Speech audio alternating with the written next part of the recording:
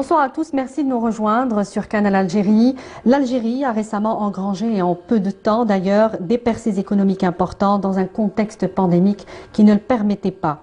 Préservation des réserves de change, balance commerciale excédentaire et réduction de sa facture d'importation, sans parler du rebond inédit de ses exportations hors hydrocarbures, ce qui nous engage d'ailleurs dans un début d'indépendance économique envers le gaz et le pétrole. Des avancées presque entièrement éclipsées dans le dernier rapport de la Banque mondiale qui nous prédit un scénario de chaos dès 2022, mais consigné et même encouragé dans celui du FMI en novembre dernier, il n'y a pas si longtemps, le Fonds monétaire international. Comment expliquer donc un gap aussi grand dans l'appréciation des politiques économiques algériennes par des experts, des institutions de Bretton Woods? La Banque mondiale ébranlée par un récent scandale international en septembre dernier sur ses traditionnels rapports Doing Business définitivement abandonnés suite à des preuves d'irrégularité et de tripatouillage de chiffres. La réforme de ces institutions étant d'ailleurs de plus en plus réclamée depuis des années par de nombreux pays, justement pour l'opacité, voire les complaisances dans leurs enquêtes économiques. On reçoit pour en parler M. Sofiane Guermouche, vous êtes expert économique. Bonsoir, merci d'avoir accepté notre invitation. Merci de nous avoir invités. Alors, je viens de le dire, on relève la profonde dichotomie entre les rapports de la Banque mondiale et le FMI. Il s'est passé moins d'un mois entre ces deux rapports. On retrouve donc la motion, par exemple, pour prendre un exemple justement, la motion du fort impact de la pandémie sur l'Algérie. Jusque-là, c'est normal. Mais là où le FMI salue des actions rapides et ambitieuses prises par les autorités algériennes pour en contenir les coûts humains et économiques, la Banque mondiale parle d'un choc qui peut altérer les tendances positives en matière de développement humain en Algérie, donc augurant d'un impact à long terme et beaucoup plus grave. Qu'est-ce qu'il faut comprendre, M. Guermouche, selon vous? Avant tout, je remercie Canal Algérie de nous avoir invités. On a été assourdis par ce rapport de la Banque mondiale, sachant que moins d'un mois, l'Algérie avait eu des éloges du FMI, Fonds monétaire, par rapport à ses projets de relance économique, par rapport à ses projets de révision de code économique. Et là, il y a un scénario chaotique qui est prédit par la Banque mondiale. D'ailleurs, tous les économistes l'ont dit. La Banque mondiale est sortie de son rôle institutionnel et comme si elle est devenue Madame Soleil. Donc, elle prédit une situation chaotique inexplicable par rapport aux témoins économiques qui sont en train de se tracer sur notre grand pays, notre grande Algérie. Des réformes, commençant par le lancement de fonds des startups par M. le Président de la République, par la relance industrielle, par le début de la relance industrielle, par la réforme de plusieurs codes, commençant par le code d'investissement, code monétaire, code de commerce, code fiscal, parafiscal, code de douane. Et là, on voit une analyse complètement contraire avec une exportation importante en Algérie que jamais l'Algérie a enregistré jusqu'à ce jour, plus de 3 milliards de dollars avec un objectif hors hydrocarbures, bien sûr. Et l'Algérie a un objectif d'atteindre les 5 milliards de dollars, quoique nous allons dépasser 5 milliards de dollars. Nous allons dépasser les 5 milliards de dollars, vu à la fin de l'année. Oui. À la fin d'année, non, à la fin d'année, c'est demain. Nous y sommes, exactement. Nous y sommes. Mais, voilà. Mais les bilans ne sont pas encore sachant que Monsieur le Président de la République a clairement dit à tout le monde que l'année 2022, ça sera l'année économique de l'Algérie. Ouais. Et nous n'avons rien à cacher. La Banque d'Algérie a émis son rapport. A émis un rapport. Bon, il y a une dévaluation, il y a une inflation, il y a certains indicateurs qui sont pas clairs, mais c'est le cas de toutes les grandes économies du monde. Il n'y a pas à avoir honte. Mais l'inflation étant un phénomène économique mondial. Mondial. Dû aux effets de la pandémie. Et de temps en temps, il y a une inflation imposée afin d'arriver à certains objectifs économiques importants. Alors, vous êtes en train clairement de dire qu'il y a des suspicions autour de cette analyse économique de la Banque mondiale. Qu'est-ce qui se serait passé entre le 30 novembre, date de la publication du rapport du FMI, et puis le 22 décembre, date de la publication de celui de la Banque mondiale. Vous savez, ce rapport démontre, excusez-moi, le non-professionnalisme de la Banque mondiale. Parce que si le rapport de la Banque mondiale a été émis avant celui du FMI, on aurait dit peut-être que suite aux indicateurs économiques algériens négatifs, ils ont trouvé que la situation est chaotique. Ils ont prédit même un tremblement économique en Algérie. Mais moins d'un mois, au moment où le FMI est en train de parler de l'Algérie comme pays exemple qui traverse cette période de désert, d'une économie complètement étouffée vers une économie oxygénée, voilà que la Banque mondiale est en train de détruire ça. Est-ce que ça n'entame pas un peu la crédibilité de ces institutions de Bretton Woods, sachant que de nombreux pays, notamment africains, très mal représentés, voire pas du tout dans ces institutions internationales, dénoncent depuis des années une forme d'opacité, voire d'incompréhension souvent sur les conclusions de ces analyses, des experts qui auraient été aussi contactés, sur lesquels on aurait mis exercer certaines pressions pour sortir des rapports favorables à certaines puissances.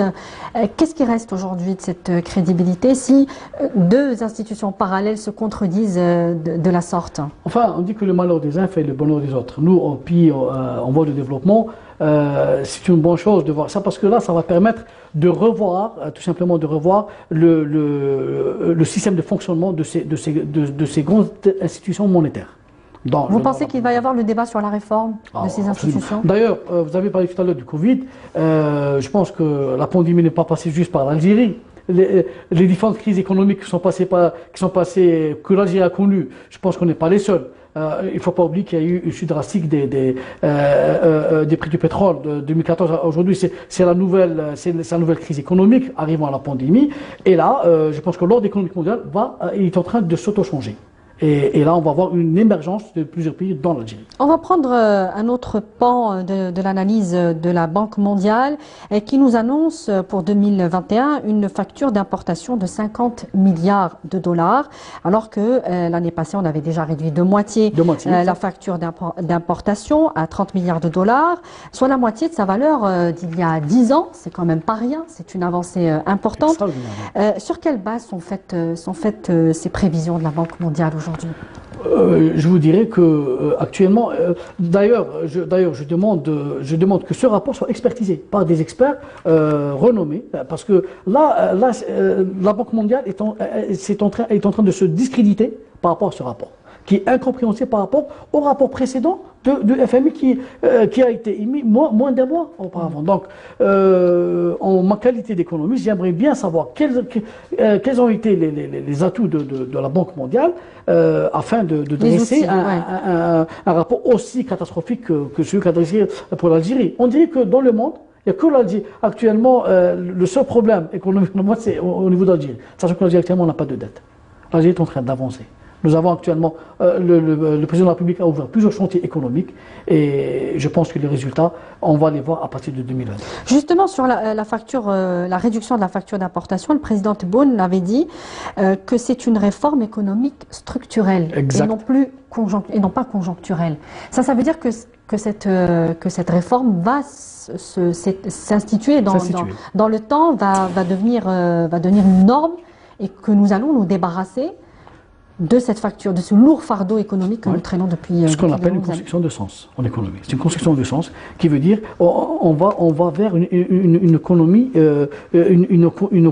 structurelle, qui veut dire une économie basée sur des bases économiques solides. Donc là, la bureaucratie, alors, qu'est-ce qui a permis, par exemple, pour répondre à ce rapport de la Banque mondiale, qu'est-ce qui a permis de réduire de manière de moitié, on le disait, la facture d'importation?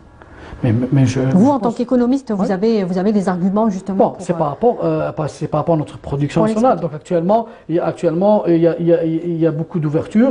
Les banques accompagnent nos industries, accompagnent nos entreprises. Et là, il y a une volonté politique parce que avant tout, il faut avant de parler de modèle de croissance économique, il faut parler d'un écosystème qui est précédé par une volonté politique. Monsieur le président de la République l'a dit clairement lors de sa campagne électorale.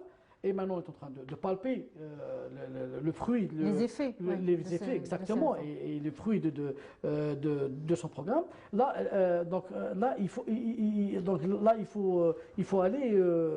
aller directement au fond des problèmes, quoi. Alors justement, encore une fois, j'insiste sur ce point de la réduction des importations. C'est quand même un signe important des avancées dont vous parlez, induit par ailleurs et forcément la lutte contre la bureaucratie, la corruption, la surfacturation, le gaspillage. C'est une réforme qui passe à la trappe aussi dans le rapport de la Banque mondiale. Quelles ont été les principales réformes, les principales actions engagées pour justement, on parlait du code de l'investissement qui est en passe d'être révisé. Il y a aussi d'autres initiatives pour limiter la bureaucratie. On a parlé ça va me revenir, du gaspillage et de la surfacturation. Quels sont nos moyens, quels sont les outils pour nous aujourd'hui de lutter contre? Alors, premièrement, il faut lutter. Le plus grand dévastateur de l'Algérie, c'est bien la bureaucratie. Maintenant, il faut instituer une institution qui va combattre la bureaucratie, parce que la bureaucratie est là, pas uniquement en Algérie, mais c'est comme une gangrène qui détruit tout ce qui est sur son chemin. Là, il faut instituer une institution qui va combattre la bureaucratie, parce que la bureaucratie permet le ralentissement économique, le ralentissement de croissance économique. Donc, même si vous avez des textes, même si vous avez des institutions, et ces mécanismes ne suivent pas par rapport à des qualités entre guillemets bureaucratiques, ça ne va pas avancer. La meilleure économie du monde. La meilleure économie du monde avec une bureaucratie installée ou bien enracinée, elle ne va pas se développer. La pauvreté multidimensionnelle, et c'est consigné ainsi dans le rapport de la Banque mondiale, varie considérablement selon les régions et entre les zones rurales et urbaines, alors que l'Algérie a fait ce constat, on le sait, et entrepris des programmes de développement spécifiques pour les zones d'ombre qu'elle a identifiées il y a 2 ans. Aucune référence non plus à ces politiques publiques locales dans le rapport. Là aussi, est-ce qu'il y a lieu d'avancer des arguments économiques sur le développement de ces zones d'ombre en termes d'électrification, en termes d'apport, de développement local? Vous savez, qui vont contredire bien sûr les arguments de la Banque mondiale. Tout à fait d'accord. D'ailleurs, pourquoi on est passé de 48 wilayas à 58 wilayas? C'est afin de développer les zones d'ombre. Le président de la République est pas. Donc il y a des zones d'ombre qu'ils n'ont pas de moyens de se développer. Donc l'État a mis des moyens, des institutions afin de développer ces régions d'ombre. Et je reste perplexe par rapport à cette question-là, parce que au moment où, au niveau de nos voisins, ou bien un de nos voisins frontaliers, la pauvreté gagne une population très importante. Et au moment où l'Algérie est en train d'enregistrer des programmes qui sont en train de combattre la pauvreté par des programmes d'institutions, de PME, PMI, voilà que la Banque mondiale dit complètement le contraire. Donc là, comme si la Banque mondiale ici est en train de suivre une certaine politique d'un autre pays, une certaine politique d'un voisin qui veulent détruire. Qu'il y aurait des pressions, des lobbies qui pourraient intervenir de l'intérieur de la Banque mondiale, c'est ce que vous voulez. Exact.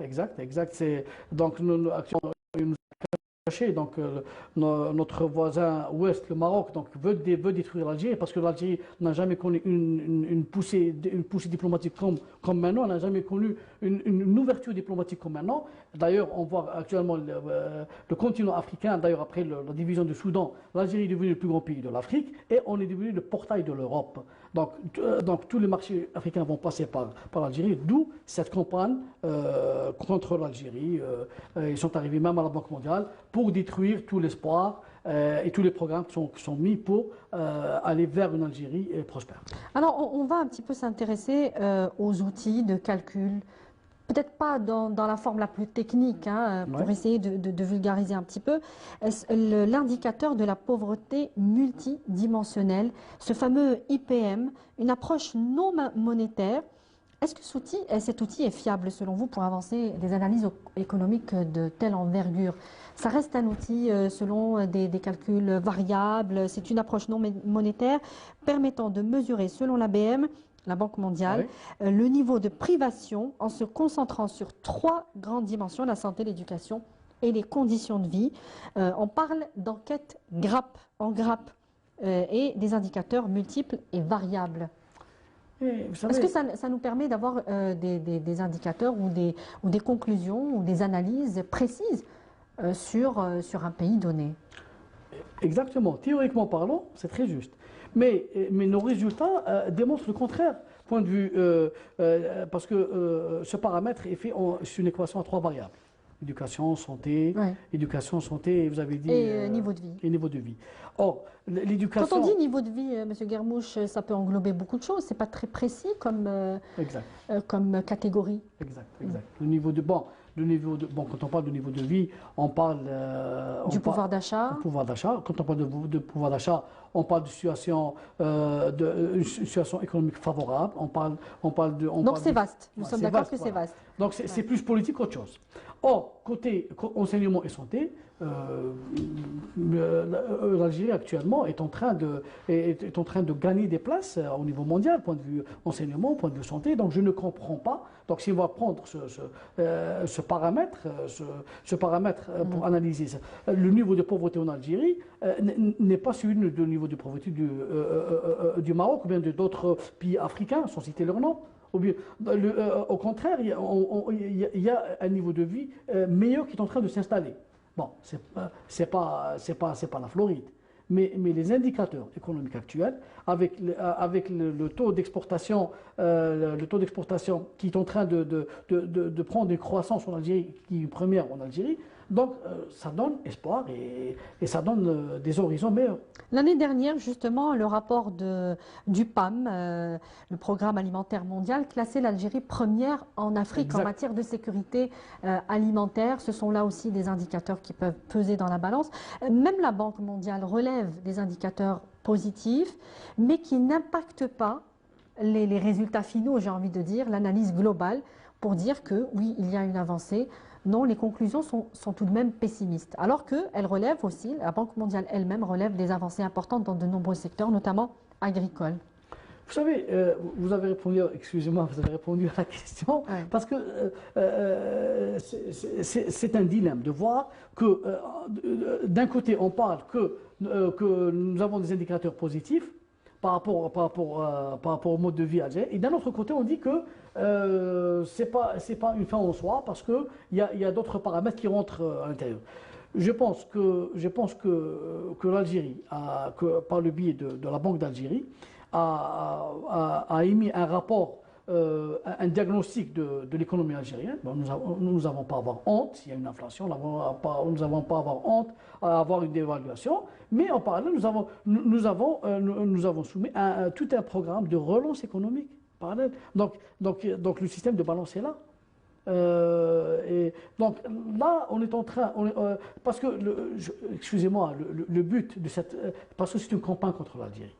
Le but de ce rapport, c'est tout simplement de créer le doute au niveau de nos nouveaux partenaires, parce que l'Algérie actuellement est en train de gagner du terrain et en Afrique et dans les quatre coins de la planète.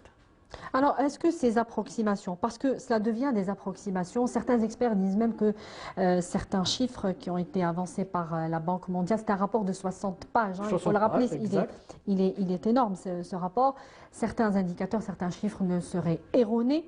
Est-ce que ces approximations comptent tout de même dans un paysage ou un panorama économique mondial où il y a une concurrence très rude? Cela nous classe où aujourd'hui en tant que pays? Nous sommes un pays émergent du continent africain, mais cela va forcément induire sur le climat des affaires, non pas interne, mais en tout cas rendre pessimiste tout investisseur qui serait intéressé par le marché algérien. Ce sont des indicateurs qui pourraient